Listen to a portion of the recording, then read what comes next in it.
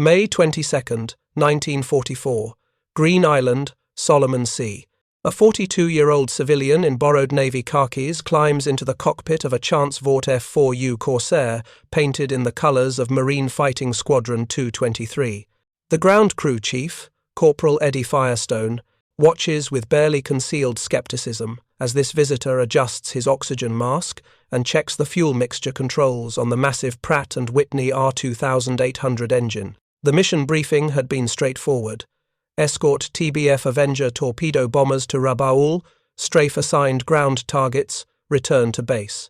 Standard operating procedure for Marines who'd been flying these bent-wing fighters since early 1943. But nothing about this morning's flight would prove standard, because the civilian strapping into that Corsair wasn't supposed to be here at all. He wasn't a serving military officer. He had no official authorization for combat operations, and if the Japanese shot him down and captured him, they would almost certainly execute him as a war criminal. His name was Charles Lindbergh, and the fuel management technique he was about to demonstrate would transform marine aviation in the Pacific by solving a problem that had killed more pilots than enemy bullets. The Corsair's published combat radius was 390 miles. In practice, Marine pilots were stretching that envelope every single mission, calculating fuel margins with the grim precision of men who understood that running out of gas over hostile water meant death. Standard procedure called for 2300 RPM auto-rich mixture settings. Fuel consumption ran 95 gallons per hour. These numbers were carved into training manuals and reinforced through thousands of hours of instruction. But Lindbergh had spent the previous month flying with Army P-38 squadrons in New Guinea, teaching pilots a technique that defied everything the military believed about: engine management. Reduce RPM to 1600, set fuel mixtures to auto-lean instead of auto-rich, increase manifold pressure slightly to compensate. The experts insisted it would destroy engines. Lindbergh's flight data suggested it would extend range by 30%. Marine commanders on Green Island faced a calculation that kept them awake at night. Japanese installations throughout the Solomon Islands and New Britain required constant attention from fighters capable of delivering bombs and providing ground support. But missions to Rabaul, Aviation, and other strongholds pushed Corsair capabilities to their absolute limits. If you're enjoying this deep dive into the story, hit the subscribe button and let us know in the comments from where in the world you are watching from today. Too many good Marines had already disappeared over Pacific waters when fuel ran out hundreds of miles from friendly territory. The mathematics were unforgiving: 700 gallons of internal fuel capacity, minus reserves for combat maneuvering, divided by consumption rates that couldn't be reduced without risking catastrophic engine failure, or so every technical manual claimed. Lindbergh had arrived at Green Island 3 days earlier as a civilian technical representative for United Aircraft Corporation, manufacturer of the Corsair. His official mission was to observe operations and provide feedback on aircraft performance. His actual presence represented something far more controversial. The White House had refused to recommission him in the Army Air Corps after Pearl Harbor. His isolationist views before the war had made him politically toxic in Washington. So while other veterans of his generation commanded squadrons and led formations, America's most famous aviator operated in a bureaucratic grey zone, neither fully civilian nor properly military, flying combat missions that could end his career if they went wrong, or change the course of the Pacific Air War if they went right. Major Vincent Lipovsky, commanding officer of VMF 223, had watched Lindbergh's pre-flight inspection with the practiced eye of someone who'd survived 18 months of combat operations. The civilian moved with the deliberate confidence of a pilot who understood aircraft systems at a level most combat flyers never reached. His checklist procedures were methodical. His engine start sequence revealed familiarity with the R2800's quirks and characteristics. Most tellingly, his fuel system configuration differed significantly from standard marine practice, where the regulation procedure called for an auto-rich mixture throughout the flight profile. Lindbergh had set his controls to auto-lean before engine start. Where normal cruise settings maintained 2300 RPM, his propeller controls indicated 1600 RPM once established at altitude. The ground crew had noticed immediately. Technical Sergeant Mike Callahan, who'd been working on Corsair engines since the type entered service, approached Major Lipovsky during the final pre-flight checks. "Sir, that civilian's running his engine configuration completely backwards from what we've been taught. Low RPM, high manifold pressure, lean mixture. That's an over-square operation. The manuals say it'll cause detonation and destroy the cylinders within hours." Lipovsky had received a different briefing the previous evening. Lieutenant Colonel Harold Bauer, operations officer for Marine Air Group 14, had explained Lindbergh's work with Army P-38 squadrons in New Guinea. The fuel savings were real, the performance gains were documented, and most importantly, the engines showed no signs of damage despite operating in configurations that violated every established procedure. "Sergeant, we're going to let Mr. Lindbergh fly his aircraft his way, but I want you to personally inspect his engine after the mission. Every cylinder, every spark plug, every component that might show stress from unconventional operation. Document everything." The Corsair formation lifted off from Green Island's coral runway at 06:15, climbing steadily through 3,000 feet as they headed northwest toward Rabaul. Lindbergh flew on Major Lipovsky's wing, maintaining formation with the practiced precision of someone who'd logged thousands of hours in single-engine aircraft. Even during climb, the differences in his engine settings were apparent. The deeper exhaust note, the slightly different sound of his propeller, the way his Corsair seemed to slip through the air with marginally less effort than standard configurations. At cruise altitude, the true test began. The formation leveled off at 12,000 feet, transitioning from climb power to cruise settings. Standard marine procedure called for maintaining 2,300 RPM with manifold pressure around 32 inches of mercury. Lindbergh's voice crackled through the radio with technical precision that suggested he'd performed this demonstration dozens of times before. "Green leader, this is green 4. Reducing RPM to 1,600, manifold pressure 30 inches, mixture auto-lean. Indicated airspeed 195 miles per hour. Lipovsky cross-checked his own instruments. His Corsair was consuming fuel at the expected rate, approximately 95 gallons per hour. Visual observation suggested Lindbergh's aircraft was maintaining identical airspeed and altitude, despite radically different engine settings. The first hour passed uneventfully. Navigation proceeded exactly as planned, following the familiar route that Marine pilots had flown countless times since the campaign to isolate Rabaul began. Lindbergh maintained formation position throughout, his aircraft responding normally to altitude changes and heading adjustments. The escort mission required vigilance rather than aggressive maneuvering, providing opportunity to observe how unconventional cruise settings performed under operational conditions. Lieutenant Henry Emery, flying on Lindbergh's opposite wing, found himself unconsciously monitoring the civilian's aircraft for signs of mechanical distress. Smoke from exhaust stacks that might indicate cylinder problems, irregular propeller rotation that would suggest engine roughness, any visual indication that over-square operation was causing the damage that military doctrine predicted. He saw nothing unusual. The Corsair's characteristic gull wings maintained their distinctive silhouette against tropical clouds. The massive propeller turned with steady rhythm. The aircraft itself seemed completely normal despite operating in a configuration that should have been destroying its engine from the inside. Japanese anti-aircraft fire greeted the formation as they approached Rabaul at 07:30. Black puffs of explosive shells dotted the sky around the American aircraft, forcing evasive maneuvering that tested both pilot skill and aircraft performance. The TBF Avengers dropped their torpedoes and bombs on harbour installations, while the Corsair escorts maintained protective positions above and around the vulnerable bombers.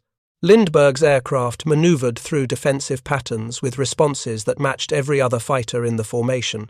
When Lieutenant Emery's Corsair took minor flak damage to his left wing, Lindbergh moved smoothly into covering position, providing mutual support that required precise throttle control and constant power adjustments, the kind of flying that would expose any weakness in engine performance or reliability. The engagement lasted 18 minutes. When it ended, the formation turned southeast for the return flight to Green Island.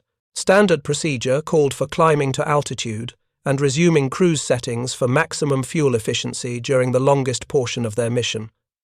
This was the moment when fuel calculations became critical. Pilots checked their gauges, calculated consumption rates, and determined whether they had adequate reserves for unexpected headwinds or combat diversions. Major Lipovsky transmitted the standard fuel check.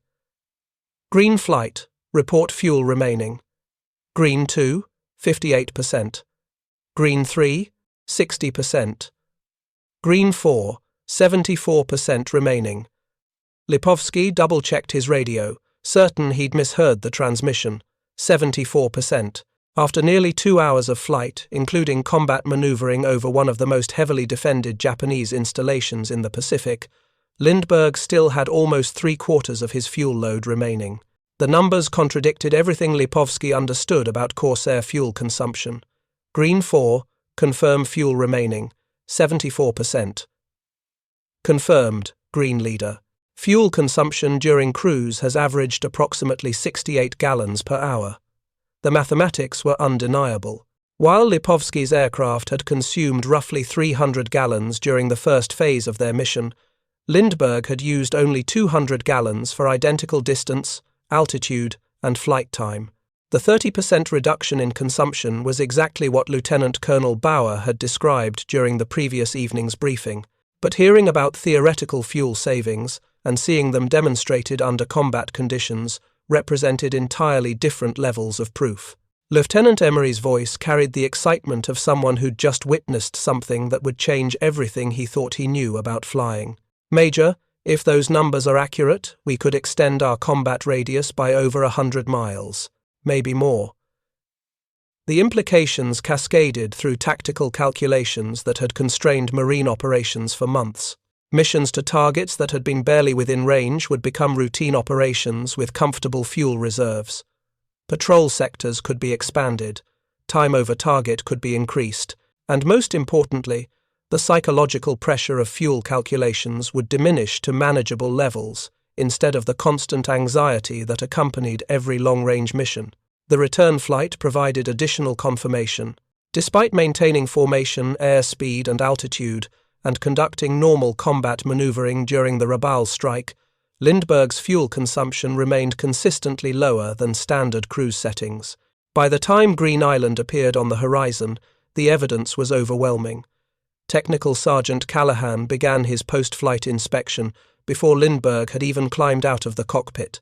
The engine cowling came off, exposing the 18 cylinders of the R2800 to detailed examination. Callahan expected to find detonation damage, scored cylinder walls, eroded spark plug electrodes, or heat stress fractures in the aluminum castings, the kind of destruction that military manuals insisted would result from oversquare operation and lean mixture settings. What he found instead challenged every assumption that had shaped his understanding of engine maintenance. The cylinders showed normal wear patterns consistent with standard operations. Spark plug electrodes displayed no unusual erosion. Combustion chambers revealed no signs of abnormal temperatures or detonation shock. Most significantly, the engine's overall condition appeared slightly better than comparable aircraft operated under regulation settings. Lower operating temperatures had actually reduced thermal stress on critical components. Major, Callahan reported 20 minutes later, this engine is cleaner than the ones we're running by the book. No detonation damage, no abnormal wear. If anything, it looks like the lower temperatures are extending component life rather than shortening it. The technical vindication matched the operational results. Lindbergh's technique wasn't just saving fuel, it was actually improving engine reliability while providing performance that exceeded every prediction. Word of the successful mission spread through Marine squadrons on Green Island with the velocity of information that everyone needed to know. A civilian had demonstrated fuel efficiency under combat conditions that promised to transform how Marines operated their most important fighter aircraft in the Pacific theater. But institutional resistance ran deeper than a single successful flight could overcome. The technique violated decades of training. It contradicted technical manuals written by engineers who'd spent careers studying engine performance. And most troublingly, It required pilots to trust that unconventional procedures wouldn't kill them when they needed maximum power to escape enemy fighters or return from extended missions. Major Lipovsky called a squadron briefing for 1800 hours. The recreation tent at Green Island had seen better days. Wooden benches arranged in rough rows, a makeshift podium constructed from ammunition crates, and walls made from canvas that barely contained the afternoon heat. 42 Marine pilots assembled with the mixture of curiosity and skepticism that characterized men who'd survived combat by following procedures that kept their aircraft flying. Lindbergh stood near the front, still wearing the borrowed Navy khakis that marked his civilian status. His presence created an unusual dynamic. Everyone knew who he was. The spirit of St. Louis, the first solo transatlantic flight. Aviation history made flesh. But history didn't automatically translate into credibility when discussing techniques that contradicted everything these combat pilots had been taught. "Gentlemen," Lipovsky began, "Mr. Lindbergh has something to share about extending our operational capabilities." Lindbergh approached the podium with the measured confidence of someone who'd delivered this briefing before to equally skeptical audiences. "Reduce your standard 2300 RPM to 1600. Set fuel mixtures to auto-lean instead of auto-rich. Increase manifold pressure to 30 inches to compensate."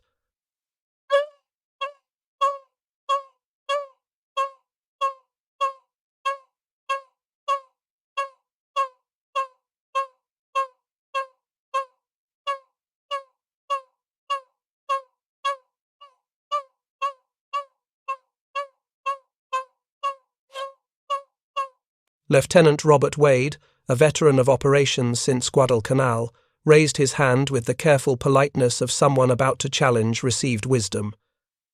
"Sir, that's going to burn up our engines. We've been taught that low RPM with high manifold pressure causes detonation. Every flight instructor, every technical manual, every maintenance briefing has emphasized that oversquare operation destroys cylinders." "You've been taught incorrectly," Lindbergh replied, his voice carrying quiet authority that came from decades of aviation experience. "The technique works because you're maintaining reasonable manifold pressure while backing off RPM, not running both parameters at maximum simultaneously. Combined with auto-lean mixture settings instead of auto-rich, this reduces fuel consumption to approximately 68 gallons per hour." Captain Eddie Firestone did the mathematics aloud, his voice reflecting the calculations every pilot in the tent was performing simultaneously. 68 gallons per hour versus our current 95. That's almost a 30% reduction. If those numbers are accurate, our combat radius extends from 390 miles to over 500 miles. The psychological barriers proved more stubborn than mathematical evidence. These Marines had survived by following procedures that kept their Corsairs flying when other pilots made mistakes. The R2800 engine was powerful but finicky under the best circumstances. Tampering with established cruise settings felt like gambling with their lives over hostile territory where mechanical failure meant capture or death. Lieutenant James McKinney voiced what many were thinking. "Mr. Lindbergh, with respect, today's mission was relatively short in duration. How do we know these settings won't cause problems during extended operations?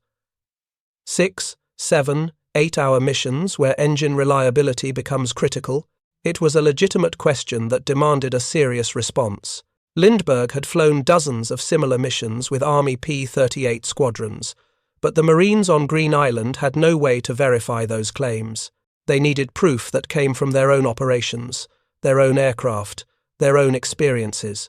The only way to know, Lindbergh acknowledged, is through systematic testing under your specific operating conditions. I'm suggesting you designate several aircraft for trial missions using these settings. Monitor fuel consumption carefully. Inspect engines thoroughly after each flight. Document everything." Major Lipovsky made the decision that would either validate Lindbergh's claims or expose them as dangerous theories divorced from operational reality. "Starting tomorrow, we'll convert 6 aircraft to Mr. Lindbergh's fuel management procedures. Volunteers only, Document consumption rates and engine condition after every mission. We'll evaluate the results after 1 week of operations. The challenge wasn't finding volunteers.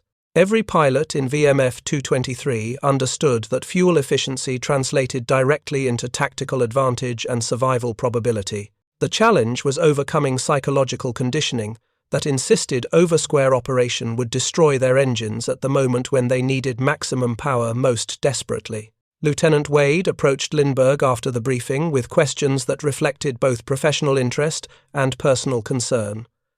"Sir, I'm willing to try your technique, but I need to understand what happens if I'm engaged by Japanese fighters and need emergency power.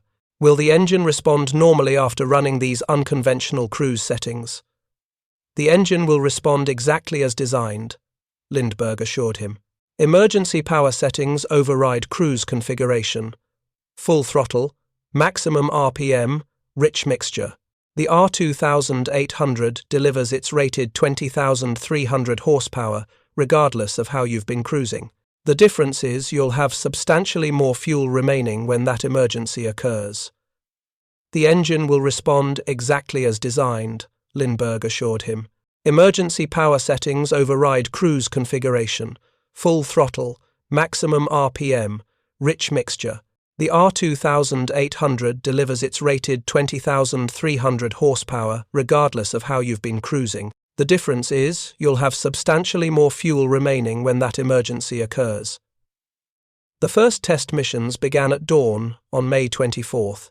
6 Corsairs configured with Lindbergh's fuel management settings departed Green Island for patrol sectors that would test endurance under operational conditions. The pilots maintained detailed logs documenting fuel consumption, engine temperatures, and any anomalies that might indicate mechanical problems.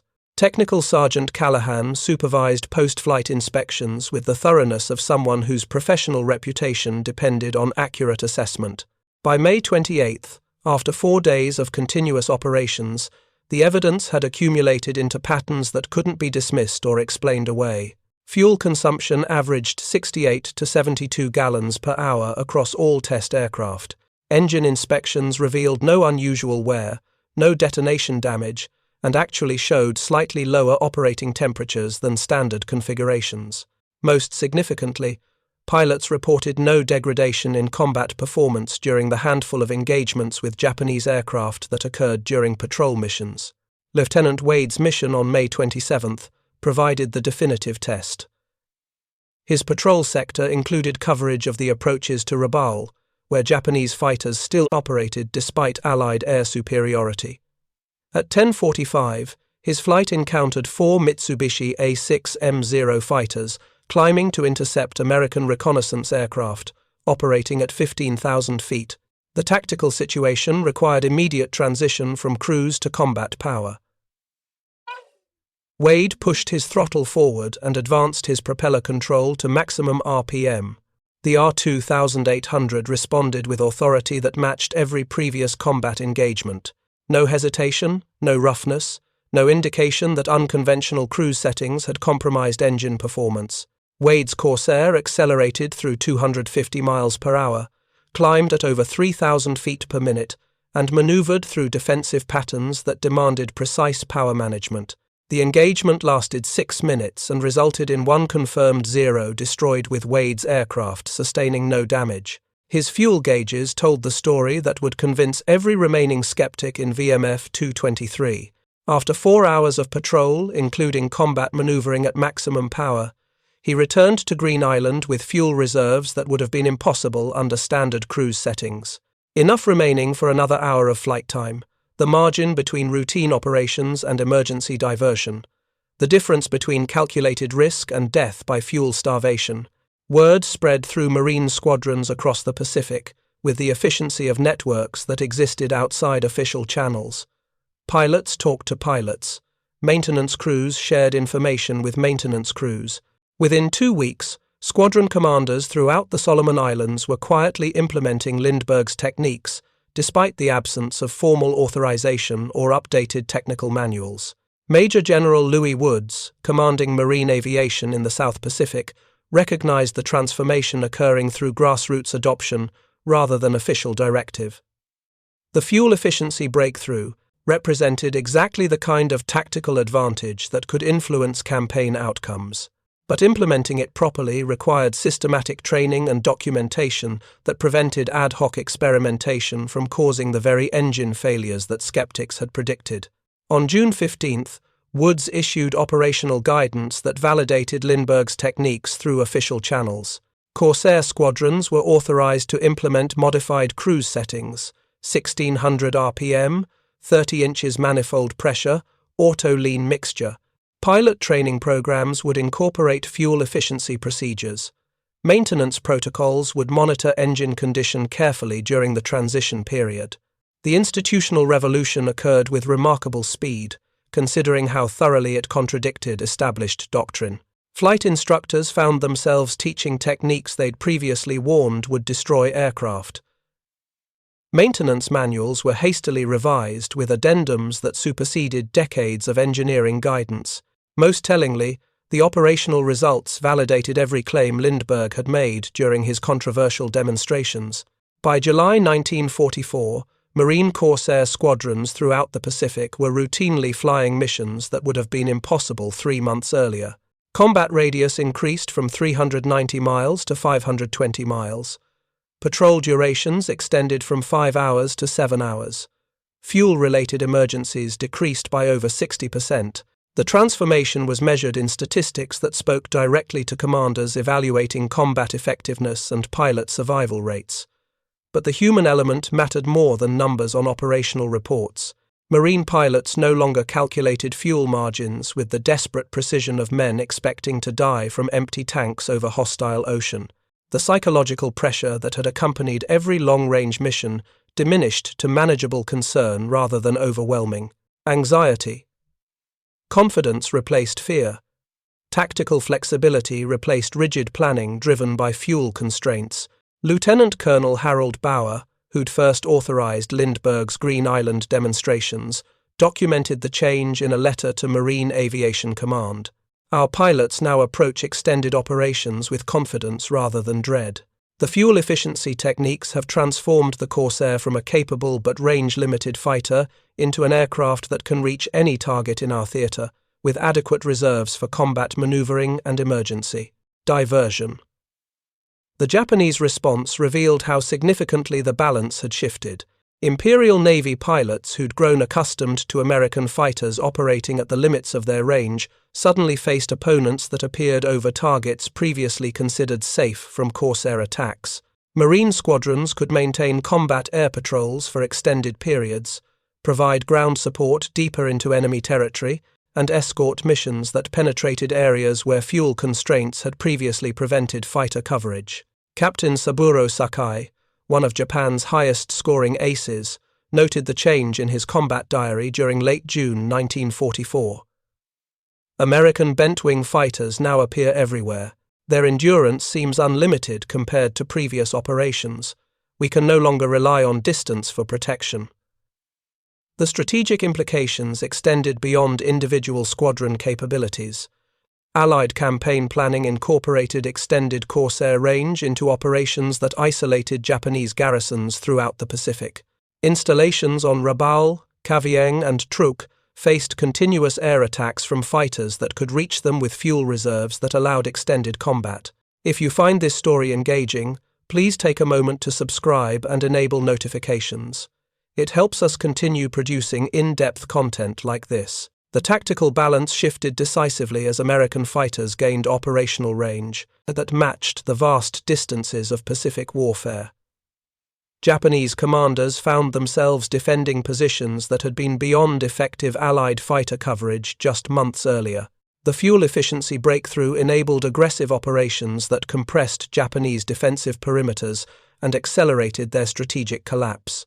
Lindbergh's direct contribution to marine aviation ended in August 1944 when operational security concerns finally overruled the practical value of having a famous civilian flying combat missions. The risk of his capture by Japanese forces, who would almost certainly execute him as a war criminal, became too significant to ignore. But his legacy continued through thousands of Marines who flew missions using techniques he'd demonstrated against institutional resistance that initially seemed insurmountable.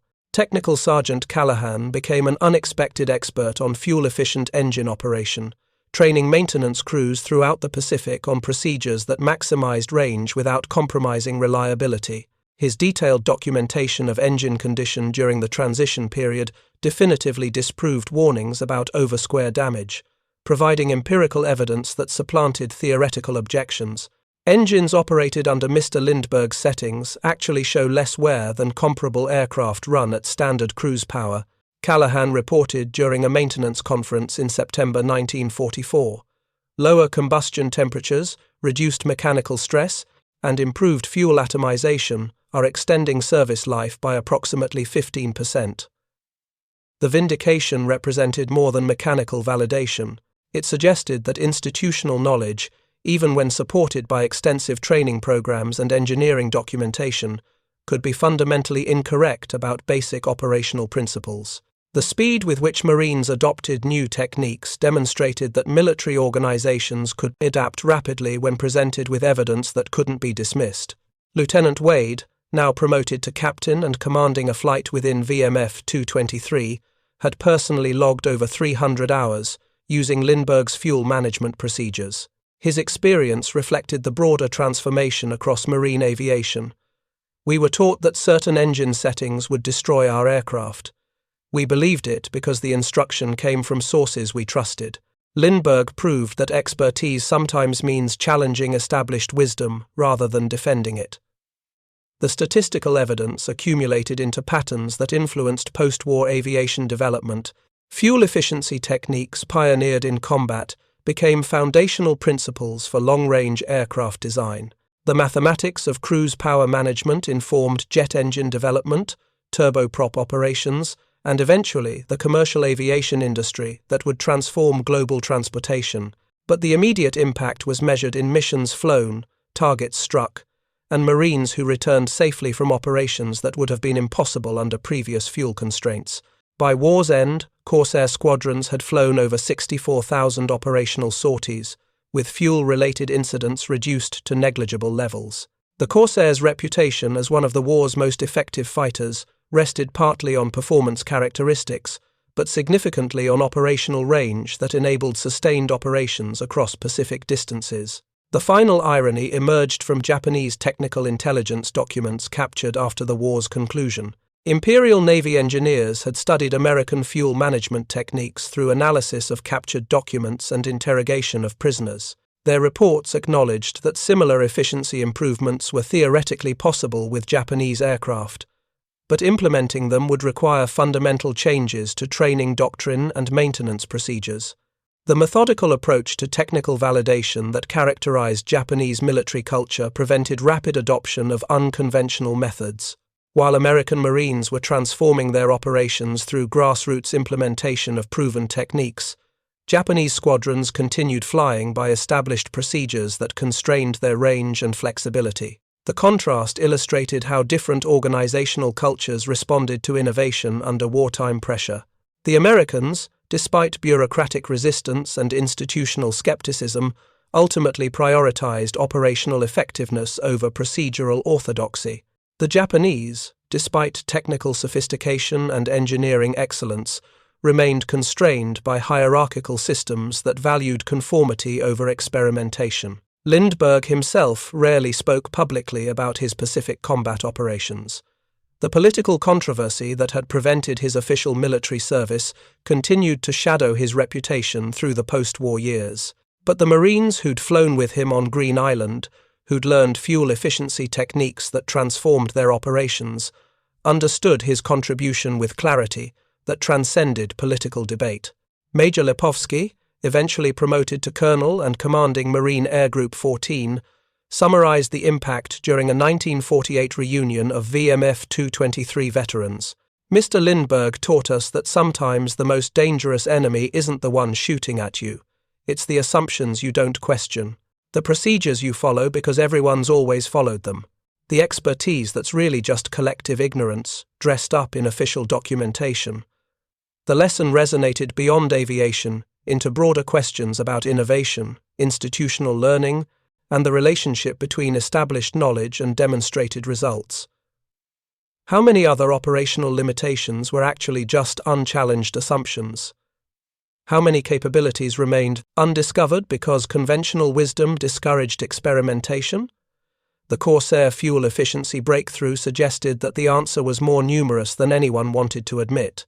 By 1945, the techniques Lindbergh had demonstrated on Green Island were standard procedure across all Marine Corsair squadrons. Training manuals incorporated the modified cruise settings. Maintenance protocols monitored engine condition according to revised standards.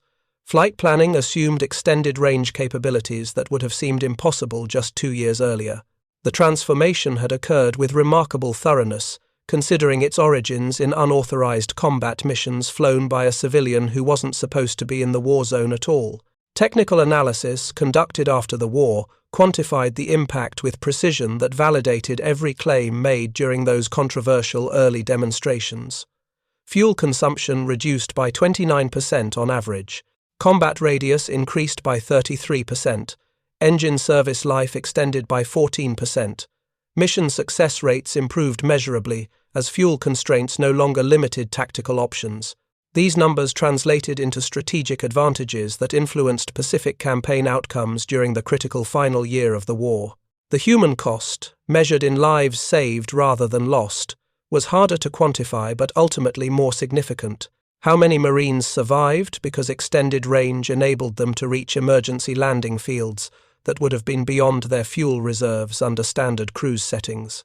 How many missions succeeded because fighters could remain over target areas for extended periods without fuel anxiety forcing premature withdrawal? How many aircraft returned safely from combat damage specifically because fuel efficiency provided margins that accommodated battle damage and emergency procedures? The answers existed in individual stories rather than aggregate statistics. Lieutenant Wade, whose May 27th combat engagement had helped validate Lindbergh's techniques, survived the war after flying 118 combat missions. His personal flight log documented fuel reserves that would have been impossible under conventional procedures, margins that enabled successful completion of operations where standard consumption rates would have forced early withdrawal or emergency landings in hostile territory. Captain Firestone, the ground crew chief who'd first witnessed Lindbergh's unconventional pre-flight procedures, became one of Marine Aviation's most experienced maintenance supervisors. His detailed documentation of engine condition during the transition to fuel-efficient operations became reference material for post-war training programs. The technical knowledge he'd gained through careful observation of how modified cruise settings affected engine performance informed decades of aviation maintenance doctrine. Major Lipovsky commanded Marine squadrons through the end of the war and into the post-war period when the Corsair transitioned from frontline fighter to advanced trainer. He flew the final operational Corsair mission for his squadron in 1949, using fuel management techniques that had become so thoroughly integrated into standard procedures that younger pilots barely understood their controversial origins. The institutional memory of the fuel efficiency breakthrough gradually faded as combat veterans retired, and new generations of aviators learned techniques without knowing their history. By the time the Corsair finally retired from active service in the 1950s, the connection between Lindbergh's unauthorized combat missions and the aircraft's legendary range capabilities had become an obscure footnote in technical manuals rather than celebrated innovation. But the principle endured beyond specific aircraft or particular techniques. Sometimes the experts are wrong. Sometimes established procedures need challenging. Sometimes the most important innovations come from questioning assumptions that everyone else accepts without examination. And sometimes saving fuel means winning battles, surviving missions, and transforming what's possible when institutional knowledge finally yields to demonstrated results. Charles Lindbergh died on Maui, Hawaii, on August 26, 1974, at age 72. His obituaries focused on the 1927 transatlantic flight that had made him famous, barely mentioning his Pacific combat service or the fuel efficiency techniques that had transformed marine aviation.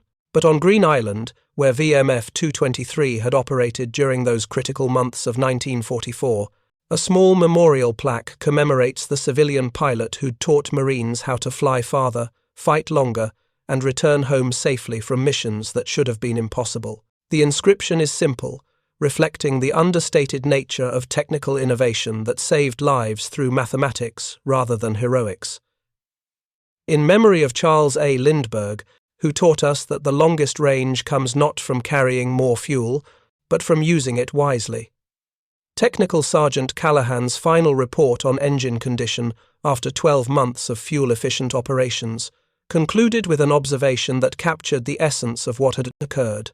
We were told that certain procedures would destroy our engines. We followed them anyway because the evidence proved otherwise.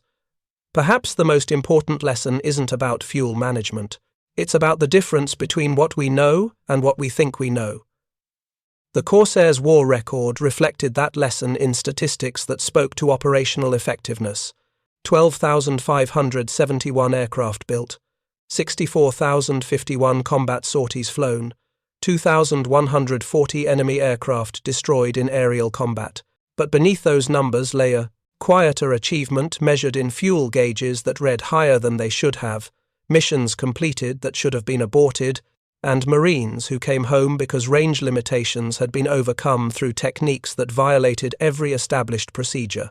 The bent-wing fighter's distinctive silhouette became one of World War II's most recognizable profiles, immortalized in photographs and paintings that captured its aggressive stance and unique design.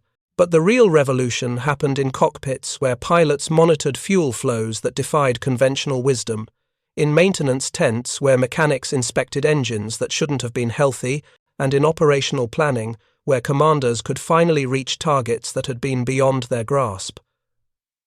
Lindbergh's contribution to that transformation remained controversial decades after the war ended.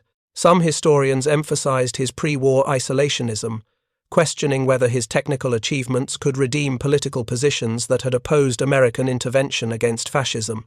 Others argued that evaluating wartime contributions through political lenses distorted the practical impact of innovations that saved lives, regardless of their source. The Marines who'd flown with him on Green Island held simpler perspectives shaped by operational reality rather than ideological debate. They'd watched fuel gauges that proved conventional wisdom wrong. They'd survived missions that should have been impossible. They'd learned that expertise sometimes meant abandoning what everyone believed in favor of what actually worked. Those lessons transcended politics and personality, embedding themselves in institutional knowledge that influenced how Marines approached problems for generations afterward. The broader impact on aviation development emerged gradually, as post-war commercial airlines discovered that military fuel efficiency techniques translated directly into civilian operations. The cruise power, management principles that Lindbergh had demonstrated in combat became standard procedures for long-range passenger aircraft. Airlines calculated that a 5% reduction in fuel consumption across their fleets could save millions of dollars annually, while extending range capabilities that opened new routes. The mathematics were identical whether applied to Corsairs over the Pacific or Constellations over the Atlantic. Reduce RPM while maintaining manifold pressure. Operate lean of peak during cruise. Monitor engine temperatures carefully. Accept that conventional wisdom might be conventionally wrong. These principles became foundational knowledge that every commercial pilot learned during training, usually without understanding their origins in desperate combat operations, where fuel meant the difference between survival and death. The technical revolution that began with Lindbergh's unauthorized combat missions rippled through aviation history in ways that participants couldn't have predicted. Jet engine development incorporated efficiency principles discovered through piston engine operations. Turboprop aircraft benefited from cruise power management concepts proven in wartime. Even modern commercial jets optimize fuel consumption using mathematical relationships that Lindbergh had demonstrated with slide rules and hand-calculated performance tables. But the human dimension remained the most significant legacy. The Marines who'd initially resisted his techniques, who'd been taught that over-square operation would destroy their engines, who'd overcome institutional conditioning through exposure to evidence that couldn't be denied, carried those lessons into post-war careers that influenced how America's military approached innovation and adaptation. Lieutenant Wade, eventually retiring as a colonel after serving through Korea and into the early Vietnam era, made fuel efficiency training a mandatory component of every squadron he commanded. His emphasis on questioning assumptions and validating claims through systematic testing created cultures where junior officers felt empowered to challenge senior expertise if they could support their positions with data. Lindbergh taught us that rank and reputation don't make you right, Wade explained during a 1962 lecture at the Naval War College. Evidence makes you right. Everything else is just opinion wearing a uniform. Technical Sergeant Callahan's career in marine aviation maintenance spanned 32 years, during which he became one of the service's most respected experts on power plant operations. His approach to engine management combined rigorous adherence to proven procedures with willingness to test modifications that promised improved performance. The balance between conservative safety, culture, and innovative experimentation reflected lessons learned on Green Island, when a civilian pilot had demonstrated that expertise sometimes meant abandoning established doctrine. "We maintain engines according to procedures that work," Callahan told a generation of young mechanics during training courses in the 1950s and 60s. "But we remain alert for evidence that better procedures exist. The day we stop questioning our assumptions is the day we stop improving our capabilities." That philosophy permeated marine aviation maintenance culture, creating institutional flexibility that enabled rapid adoption of new technologies while maintaining rigorous safety standards. The Corsair itself evolved through multiple variants that incorporated lessons learned during wartime operations. The F-4U-4, introduced in late 1944, featured the R2800-18W engine with improved fuel injection systems that benefited from understanding gained through field experimentation with cruise power management. Later versions included the F-4U-5 with still more powerful engines and the F-4U-7, which served with French naval aviation into the 1960s. Each iteration reflected accumulated knowledge about how to extract maximum performance from the basic airframe while maintaining reliability under demanding operational conditions. But the fundamental breakthrough in operational range came not from engineering modifications, but from the fuel management techniques that Lindbergh had demonstrated against institutional resistance during those critical months in 1944. The aircraft's capabilities hadn't changed. The understanding of how to use those capabilities had been revolutionized. By the time the last Corsair was retired from active military service, the connection between the aircraft's legendary range and the fuel efficiency techniques developed during the war had become obscure. Technical manuals described procedures without explaining their controversial origins. Training programs taught methods without acknowledging the civilian pilot who'd proven them against expert opposition. The institutional memory faded as veterans who'd lived through the transformation retired, and younger generations inherited knowledge without understanding its history. But in scattered locations throughout the Pacific, small memorials and unit histories preserved fragments of the story. Green Island's VMF 223 Memorial, a display at the Marine Corps Aviation Museum quantifying fuel efficiency improvements during 1944. Archives containing Technical Sergeant Callahan's detailed engine inspection reports documenting that over-square operation didn't destroy cylinders as predicted.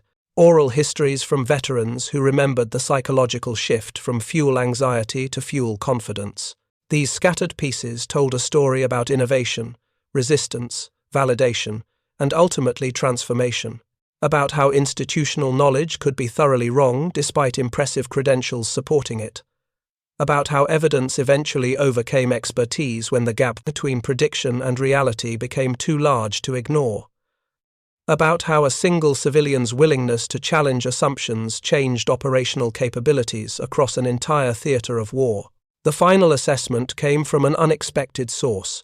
In 1978, 4 years after Lindbergh's death, the Society of Automotive Engineers published a retrospective analysis of World War II aviation fuel efficiency developments.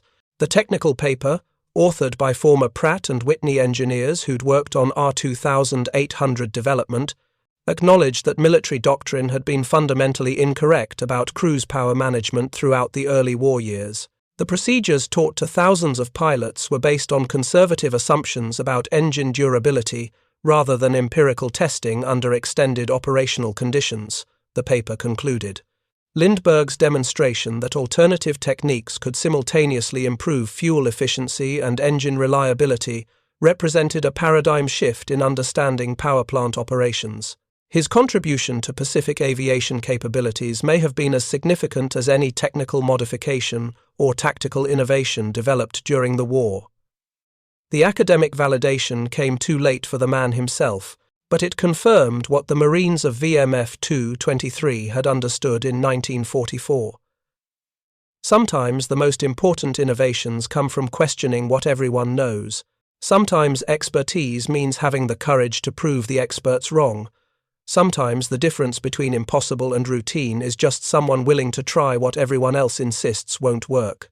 The Corsairs' bent wings still grace aviation museums and airshow circuits, reminding modern audiences of an aircraft that helped win the Pacific War through a combination of innovative design, rugged construction, and exceptional performance. But the complete story includes a chapter that rarely appears in official histories. The chapter about fuel gauges that read higher than they should have, about missions flown farther than manuals said was possible, about Marines who learned that the longest range came not from carrying more fuel but from using it wisely, and about a controversial civilian who taught them that lesson through unauthorized combat missions that violated regulations, defied conventional wisdom, and ultimately transformed how America's military understood the relationship between established procedures and operational reality.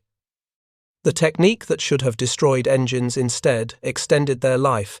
The procedures that experts insisted were impossible instead became standard operations. The fuel management that contradicted decades of training instead saved countless lives through simple mathematics applied against institutional resistance. Charles Lindbergh's Pacific service remained obscure compared to his 1927 Atlantic crossing. But for the Marines who flew Corsairs using techniques he'd demonstrated, for the pilots who survived missions that should have been beyond their fuel capacity, for the squadrons that reached targets previously considered unreachable, his contribution was clear. He'd taught them that sometimes the most dangerous enemy isn't the one shooting at you, it's the assumptions you don't question. The procedures you follow because everyone's always followed them.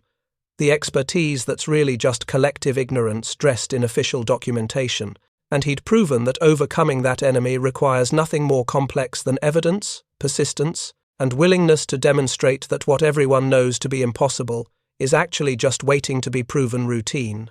The fuel efficiency revolution that transformed Marine Corsair operations in the Pacific didn't require new technology, advanced engineering, or breakthrough scientific discoveries. It required only the recognition that established procedures could be wrong, that expertise could be mistaken, and that operational reality ultimately mattered more than theoretical predictions. That lesson, taught through unauthorized combat missions and proven through fuel gauges that refused to conform to conventional wisdom, became one of the Pacific War's most significant innovations, not because it involved dramatic new capabilities, but because it revealed that dramatic improvements were possible simply by questioning assumptions that everyone else accepted without examination. The mathematics were simple, the implementation was straightforward, the resistance was formidable, the results were transformative, and somewhere in the humid air above Green Island in May 1944, between the moment when Lindbergh first reduced his RPM to 1600 and the moment when Technical Sergeant Callahan confirmed that the engine showed no damage from procedures that should have destroyed it, the impossible became routine. The experts were proven wrong. The assumptions were overturned. The Marines learned to fly farther than their fuel capacity suggested was possible. And the bent-wing Corsair, already one of the war's most capable fighters, became something more. An aircraft that could reach any target in the theater. A fighter that could patrol for 7 hours instead of 5. A platform that combined devastating firepower with operational range that Japanese defenders couldn't counter or escape. All because one civilian had been willing to demonstrate that what everyone knew about fuel management was comprehensively, demonstrably, operationally wrong. Thank you for watching. For more detailed historical breakdowns, Check out the other videos on your screen now, and don't forget to subscribe. Number How one mechanic's illegal fuel mix made Corsairs outrun every Japanese fighter.